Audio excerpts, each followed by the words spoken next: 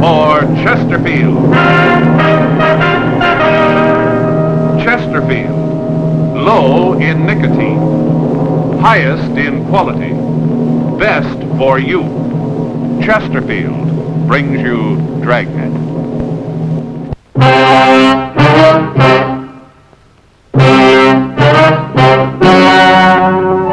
Ladies and gentlemen, the story you are about to see is true. The names have been changed to protect the innocent.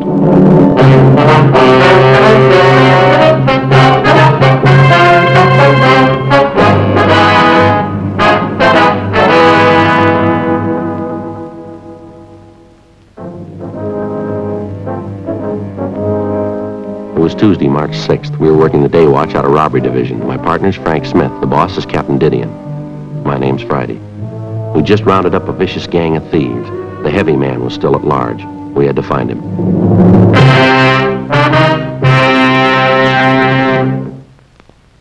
This is Golden Bright Tobacco, and this particular hand comes from Georgia. Our Chesterfield buyers have been through Georgia, South Carolina, and right now they're up around here in eastern North Carolina looking for more of this.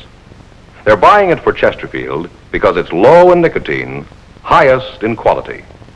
Now, we know that because our research department has been on the job, collecting samples of tobacco while it's still growing from all over the South.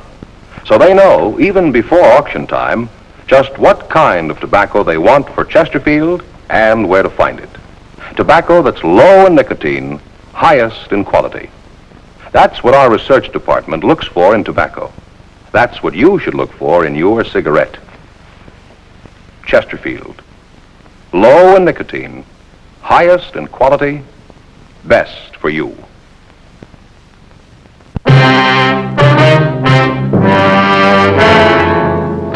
What about those subpoenas? I took them down to the warrant office. They're going to serve them. All the follow-ups made, packages in order. That about wraps it up, doesn't it? Yeah, all but Bentley. Yeah, nothing from Mac yet, huh? No, he said he'd call as soon as he heard anything. Yeah, I'll be happy when we get him. Probably the worst of the lot. Well, according to what Mac said, he's in real trouble now. He's broke. None of his friends will have anything to do with him. We'll turn him, Joe. Yeah, I don't think I'll ever understand a guy like Bentley. What makes a man want to beat somebody just for the sake of beating him, do you know? We figure that. We'll have it made. 32 robberies, and in just about every one, Bentley's got to work over at least one of the victims. Vicious. You know, we get him this time and he's through. He probably knows it, too. Even when Mac blows the whistle, probably going to be rough to take. Yeah. Well, I don't know how you feel about it, but I'm happy it's over. Let's face it, we were lucky on this one. The guys were gun happy. Taking any longer to get him, they'd have killed somebody, sure. Boy, my next day off, Joe, I'm going to do nothing but sit. Not make a move. My feet are killing me. I had a lot of legwork on this one. Well, not just this one. All of them. You know, I was reading in the magazine the other day, Joe, about a new kind of arch support. I'm going to get me a pair of them. Yeah? According to this ad, they're going to be just the ticket. Some new kind of rubber. Soft, and then they mold it to your feet. Place back in Wisconsin. Well, how do you get the mold? They got a place here in L.A., huh? No, just the home office. Must be a small place, I guess. According to the ad, the whole process is pretty new. Yeah, well, how do you get the mold? Well, that's kind of interesting. You stand on a piece of paper, you hold a bucket of water in each hand, you know, to put all your weight on your feet. Yeah. Then you draw the outline of your foot on the paper. And they make the arch thing up from that. Well, if you're holding a bucket of water in each hand, how do you use a pencil? Huh? Well, you just said bucket of water in each hand. How do you draw? Oh, yeah. Well, they could do that for me. I don't like to mention it, Frank, but did you ever think of buying a good pair of shoes? Yeah. Went to one of those health shoe stores the other day. Asked about a pair of those special shoes, those mailman specials. Clerk told me they ran $32.50 a pair. Did you get a pair? No, sir. As soon as he told me the price, my feet stopped hurting. $32.50, yeah, I know what you mean. I remember when you get a whole outfit for that and have some left over. Yeah. You know, Joe, the other day, Faye brought home a pair of shoes she bought. Just a sole and 2 straps. $18.75 she paid for them. Not more than $2 worth of leather, all told. Just ridiculous. Robbery Friday. Well, hi, Faye. Yeah, he's here. How's the kid? What? Yeah, well, sure, I'll put him right on, yeah. It's your wife. She seems upset. Hello, honey. Yeah?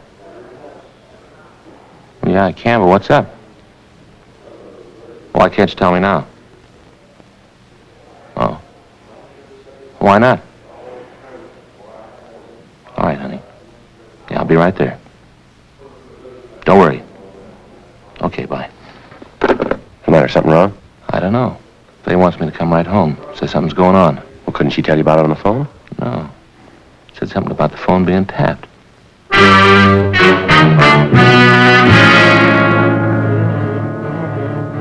We went down to the carpool and started for Frank's house.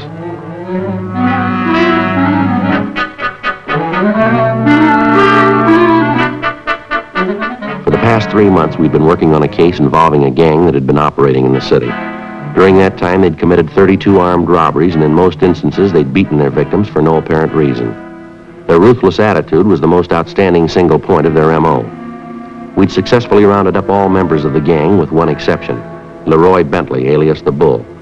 Bentley was the known heavy man of the gang. In order to successfully prosecute and apprehend any criminal or criminals, the police officer requires the fullest measure of cooperation and assistance he can obtain from many people, the private citizen and his own associates as well. From the ranks of the private citizen comes one important aid, the informant. The working detective knows that in many cases his most valuable assistance can often come from his informant. In this particular case, we'd received information that would lead us to Bull Bentley within a matter of days. Without the help of our informant, Frank and I felt that it was doubtful that we'd have been able to apprehend as many members of the gang as we had, and in as short a time. 3:22 p.m., we arrived at Frank's home. Hi, honey. Hello, Joe. Hi. I'm glad you're home, honey. I'm awfully worried. Oh, what's the trouble? What's this about the phone being tapped? That's what he said. Who? The man who called. All right, now, honey, calm down and tell me what this is about. Well, I got a phone call just before I called you. It was a man. Said his name was Bull Bensler or Bentley. I didn't get it. He said that you thought you were a smart cop, but if you didn't lay off him, he was going to take care of you where it hurt the most. He threatened the child and me, too. Frank, I don't know what to do. Go on. He said the phone was tapped and we were being watched. Said to tell you he wasn't kidding because he didn't have anything to lose. Sounded real mean. I'm frightened. Do you know this man, Frank? We know who he is, yeah. We have a warrant for his arrest. Where's the kid now, Faye? I called the school for Mike. A teacher said she dismissed the class. He should be home by now. Frank, I don't know. I'm worried about him. It's all right, honey. Joe and I'll go out and see if we can find Mike. All right. I'm worried sick about him. He should have been home 20 minutes ago. Frank, I better call the captain and see if we can't get a couple of men out here, huh? Thanks, Joe.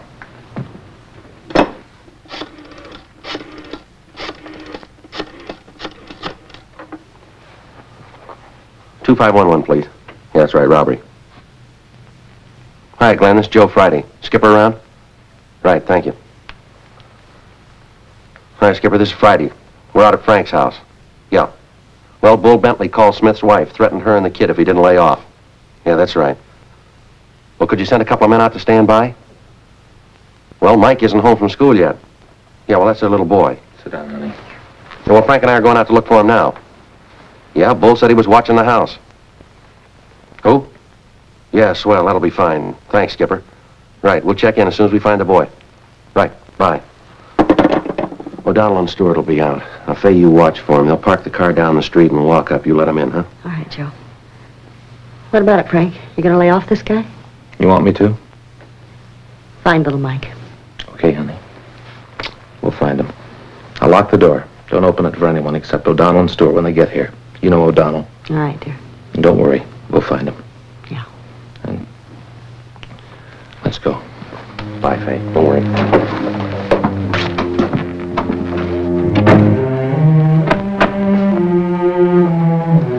Well, what do you think, Joe? I don't know. Tell you one thing. Yeah. I'm scared. Frank and I searched the area around his house. We finally found Mike in a vacant lot, 2 blocks from school, playing with a group of youngsters. We put him in the car and took him home. Stewart and O'Donnell were at Frank's house, and they said they'd stay there until they were relieved. There are 2 types of criminals that can be counted on to be dangerous. The youngster who becomes easily panicked at the scene of a crime, and the older criminal who will do anything rather than go back to the penitentiary. Bull Bentley was one of the latter.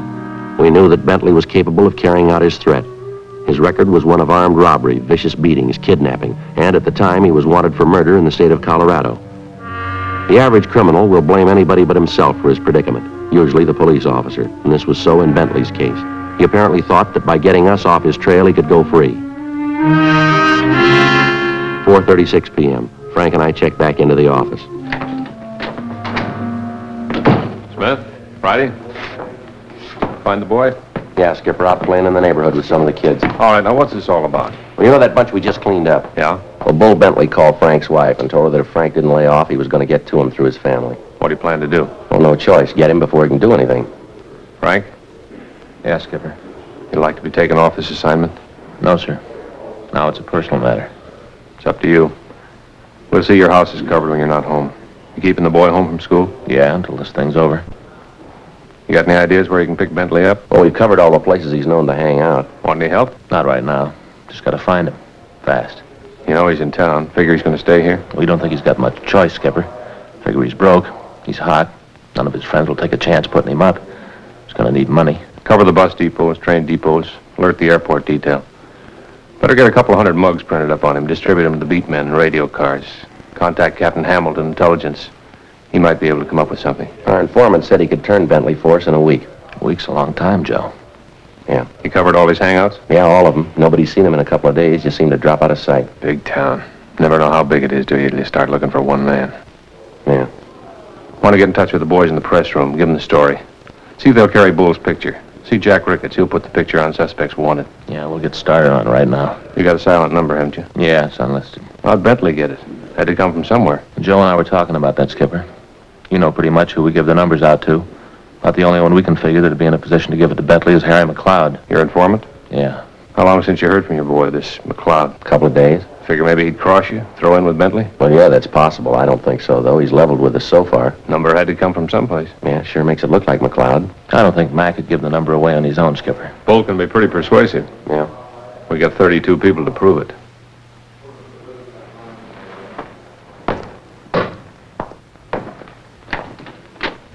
Joe, I don't know what I'm gonna do.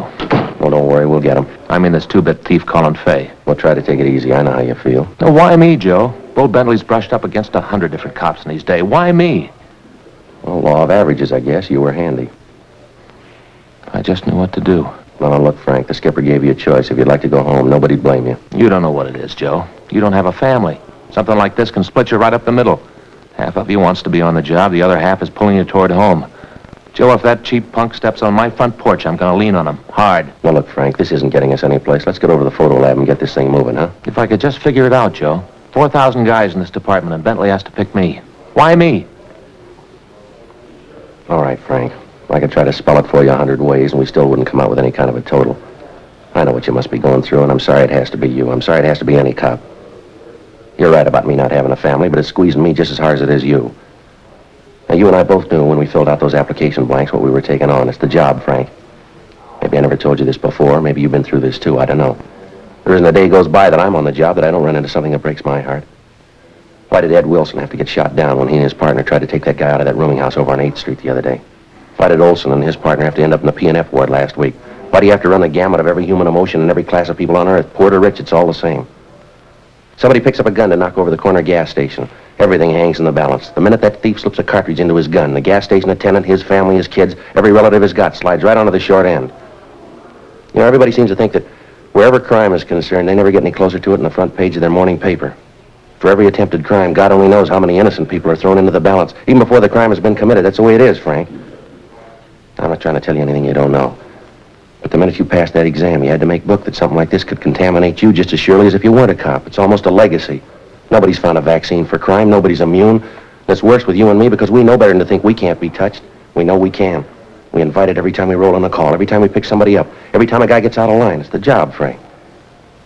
I didn't mean to give you an academy lecture, but if it's any comfort, I'm with you. I know just how you feel, and so do 4,000 other guys right down here. Yeah. Guess maybe we better get moving, huh? Yeah. Come on.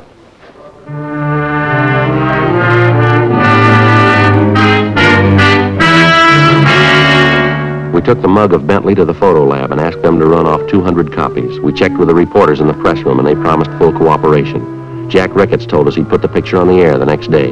Frank called home and found that there'd been no further calls from Bentley. 6:17 p.m., we started to look for Harry McLeod, our informant. We checked his hotel, but the clerk told us he hadn't been in all afternoon. We started checking his known hangouts. In fear of burning McLeod, we were unable to ask for him by name, which made it necessary for us to canvass each individual place. 9:28 p.m. We finally located McLeod in a small bar that was known to be frequented by thieves. We told McLeod we wanted to talk to him and that we'd meet him in Sycamore Grove. We left the bar, got in the car, and drove to the meeting place.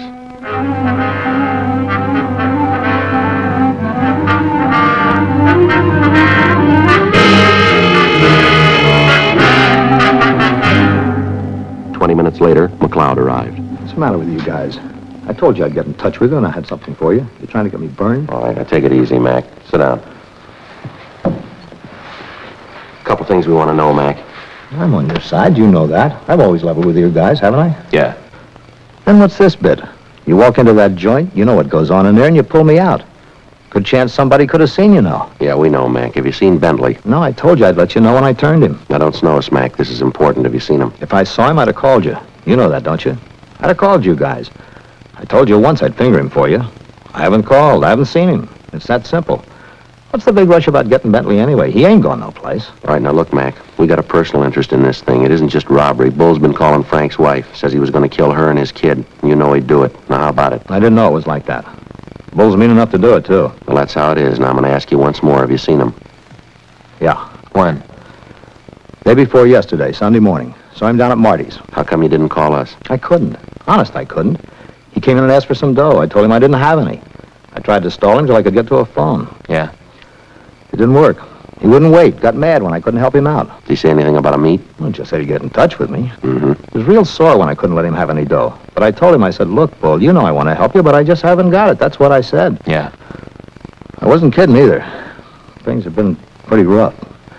You guys couldn't see your way clear, could you? Sawbuck to tide me over? Well, you got me at the wrong time, Mac. I'm tapped. How about you, Smith? Well, if you gotta have it, I'll get $10 I've been saving for a pair of shoes. I sure appreciate it. You guys know that. Yeah, we know. Now, you got any idea how Bull might have gotten Frank's home phone? No, not the slightest. You sure you didn't give it to him? Joe, you've known me for a lot of years. Would I do a thing like that? After the way you guys have treated me, That's what we're trying to find out here, Mac. I should get a little insulted at that. You guys figured that out about me. All right, now come off it, Mac. Did you give him the number? No, I swear to you I didn't. All right. You got any ideas where Bull might be hiding? Not any in particular. You've checked the usual places? Yeah, we looked through all of them. Well, then you know as much as I do. He did say he'd look me up in a couple of days. Did he say where he was going when he left you? No, just walked out of Marty's. I saw a friend of his yesterday, though. Yeah. Guy said he'd seen Bull Sunday night. Did he say what he wanted? Money. Said he tried to tap him for some dough to get out of town. His friend help him? He didn't give him any money. He gave him something just as good. Yeah. He gave him a gun.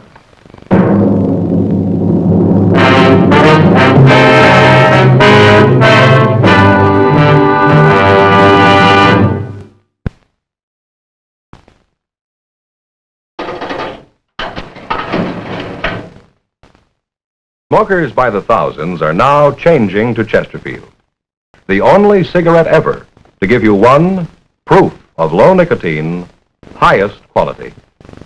Chemical analyses of the country's 6 leading brands confirm that. 2, the only cigarette ever to give you this proven record with smokers. Again and again, over a full year and 1/2, a group of Chesterfield smokers have been given thorough medical examinations.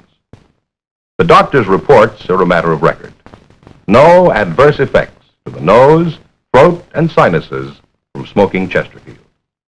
A responsible independent research laboratory supervises this continuing program.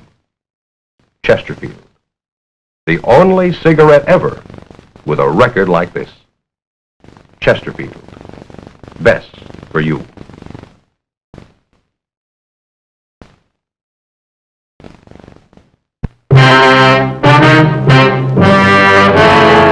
Before we left Mac, he furnished us the name of the man who'd given the gun to Bull Bentley. We recognized the name Dave Slater as a small-time thief who'd do anything to make a dollar as long as he himself was reasonably safe in doing it. Mac told us of several places where we might find him. The most likely place was a pool room on North Main Street. Slater had numerous arrests, most of them for being drunk and for acting as a lookout for gambling games. He was the typical thief that can be found in every large city, always on the fringe of criminal operations but never involved in the crime itself. We checked several of the places Mac told us about, but we couldn't come up with Slater. We checked the pool room. The manager was evasive and at first appeared reluctant to talk. After we informed him that we knew Slater would be back and that we'd wait for him, he told us that Slater had said he was going to the all-night hamburger stand down the street to get something to eat. We found Slater sitting at the counter. You call this thing a hamburger? All I can see is a bun. You ought to be ashamed of yourself selling a thing like this. 35 cents for nothing. Slater? Yeah. Police officers want to talk to you. What about? You mind stepping over here for a minute? Why? Can't you see I'm eating? What do you want to talk about? Bull Bentley. Bentley? Never heard of him. Well, here you know him pretty well. Yeah, well, you can tell your pigeon he's lying. I never heard of the guy. Now, let me finish eating. Now, you listen, Slater, we want to talk to you. Do you want to make it here or downtown? What, can't you see I'm eating? I got nothing to say. I don't know any Bentley. What are you trying to do, give me indigestion? You can talk better on an empty stomach. Come on. Frank and I put Slater in the car. Once he was in custody, his attitude changed completely. He said he wanted to help us, but he didn't know Bull Bentley. 10:44, we got back to the city hall. I want to call home, Joe. Right. All right, now, Slater, how about it? I told you I'd like to help you guys out, but honest, I don't know anything. If I did, I'd let you know. Now, come off it, Slater. Where's Bentley? I keep telling you I don't know any Bentley. Where you living now? Solly Hotel, West Fifth. How long you been there? Couple of days. You working now? Yeah, little. Odd job now and then. You know, nothing steady. What do you call an odd job, Slater? You know, sweep out the pool room, rack the balls for them. Now, listen, come off it, Slater. We've known you for 8 years. You've never worked a day in that time. Now, how about Bentley? We got a personal interest in him. We want him, and we want him bad. But I told you I don't know any Bentley. Anything new? Yeah. Called a couple of more times tonight. Last time, 10:30. Scared Fay half to death. Yeah. Said he knew our boy Mike was home. Knew we were looking for him. Said if we don't stop it, he'll get to the kid. Said it didn't matter how many cops we had around the house. He'd get to him. Fay's almost hysterical, Joe. O'Donnell's called the doctor. He must be real stir-crazy. How about Slater? Has he come up with anything? No, he still says he doesn't know him. Doesn't know him, huh? Listen, punk. Let's you and me get straightened out. What happens to me is one thing. What happens to my family's another. They don't pay me enough money to jeopardize my family. Now, you get this straight. When punks like you and your trigger-happy friends can threaten a kid, then something's got to give, and it's not going to be me. But I told you. Wipe that grin off your face, Slater. You feel nice and safe there. You know, as long as you're in custody, we got to take care of you. Well, if I had my way, I'd walk up one side of you and down the other. But you're in custody. That means you're entitled to protection. I want to know where Bentley is, and I want to know now. We're not stumbling around in the dark. We know you gave him a gun. Let me tell you this, mister, and mark it down. If anything happens to my wife or my kid, you can't run fast enough. All right, Frank. Getting pretty tough, isn't he? Just telling you how you stand. Now, where's Bentley? I told you I don't know any Bentley. All right, take everything out of your pockets. Put it on the table. Nothing You much. can do it sitting down. Cigarette. Chain, key, wallet, dress book, comb. That's all.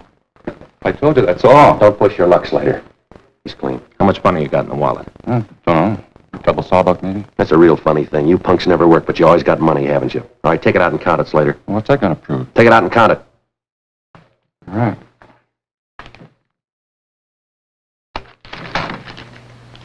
10, 20, 25, 26, 27, 37, 5. That's $42. That's more than I thought I had. All right, put it in your pocket. Is that all the money you got? Yeah, that's it. Let's see the wallet. Couple of pawn tickets. Who's the girl? Babe I met in Dago. You don't know her. She's not in the rackets. Married now. I haven't seen her in a year. And why are you carrying her picture? Always kind of liked her. Class. Real nice broad. Now, you said you didn't know a Bull Bentley, huh? That's what I said. How about Leroy Bentley? No. You know anybody at all named Bentley? I told you I don't know any Bentley. How many times do I have to tell you? You know anybody by the name of Bull? I don't know anybody named Bull, and I don't know anybody named Bentley. Yeah. Take a look, Joe. Maybe you can explain this then. What's that? Bar tab here in your wallet. Name Bull written on it. Telephone number. Now, how about it, Slater? Who's Bull? I don't remember that. Probably something I picked up a long time ago. I don't remember. Tab's dated, Slater. March 4th, day before yesterday. Your memory must be getting real bad, huh? I got nothing to say. I'll check this number and see who it's listed to. Right. It's a rotten deal, Slater, that the law protects people like you. You're lying. We know it, and you know it, too. You know Bentley. You know where he is. What's more, we know you gave him a gun Sunday night. Same date as on that tab. Now, I'll tell you what we're going to do with you, Slater. You're a real wise guy. You talk fast. All right, we're going to get Bull. Maybe not tonight, maybe not tomorrow, but we'll get him. And when we get him, we're going to tell him that you blew the whistle on him. Then we're going to put him in the same cell with you. I'd like to hear you talk your way out of that one, mister. You wouldn't do that. Don't you make book on it. He's a mean guy. He'll kill me. Thought you didn't know him. All right, so I know him, but you wouldn't do that, would you? Put me in with him? Where is he, Slater? You gonna tell him I turned him? We're making no deals. Now, where is he? I don't know where he is now. You know where he'll be? Yeah, I was supposed to meet him there tonight. Bar down on West 7th. He's got a friend works there. He feeds him. He'll be there tonight, huh? Yeah, he said if I'd meet him, he'd pay me for the gun. $27. What kind of gun is it? 38. Good gun, too. Worth more than $27, but I needed the money. Where'd you get the gun? You'd find out anyway. Might as well tell you. Prowled the car. Found it under the seat. Found out later belonged to a guy in the Vice Squad. Probably real sore about it. Joe, it's a bar in West 7th called the Hamilton Inn. Yeah, that's it. You'll be there. All right, Slater. Where do I go now? You're going to jail. Can't win. Should've known. Do me a favor, huh? What's that? Talk to the jailer. Make him give me a cell by myself. We asked Chandler if he'd book the suspect. 10:52 p.m., Frank and I left the City Hall for the Hamilton Inn on West 7th Street. Slater had told us that he was to meet Bull Bentley between 1 and 1:30. We got to the bar at 11:03. Joe, is that him? Yeah, from the phone booth. Come on.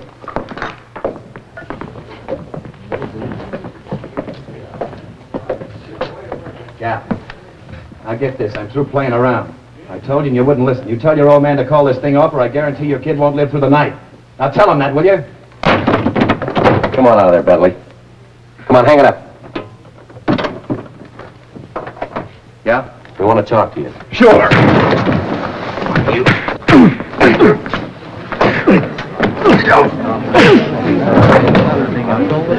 Yeah. All right, Frank.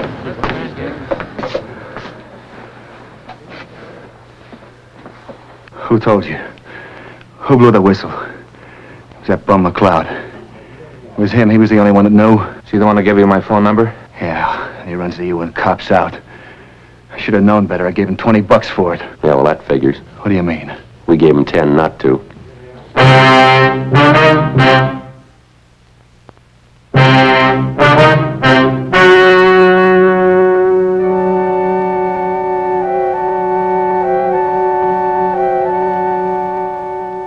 On June 12th, the hearing was held in the district attorney's office. In a moment, the results of that hearing.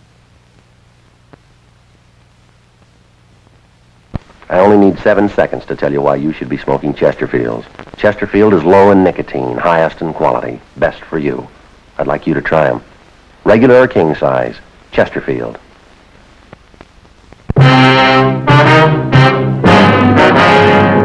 The suspect was released to the Colorado authorities for prosecution on a charge of murder, and a hold was placed on him for the state of California in the event he was paroled. He was tried and convicted of murder in the first degree.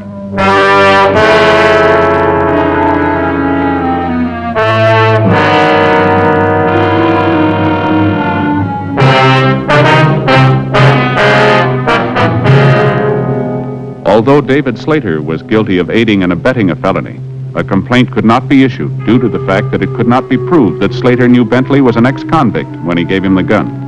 He was filed on for petty theft in Division 7 and was sentenced to 90 days in the county jail.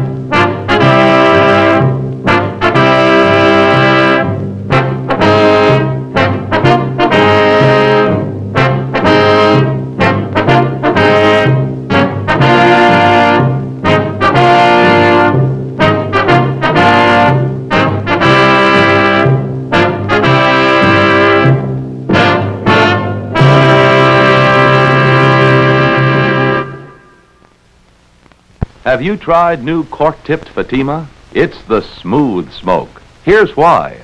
New Fatima tips of perfect cork, king size for longer filtering, and Fatima quality for a much better flavor.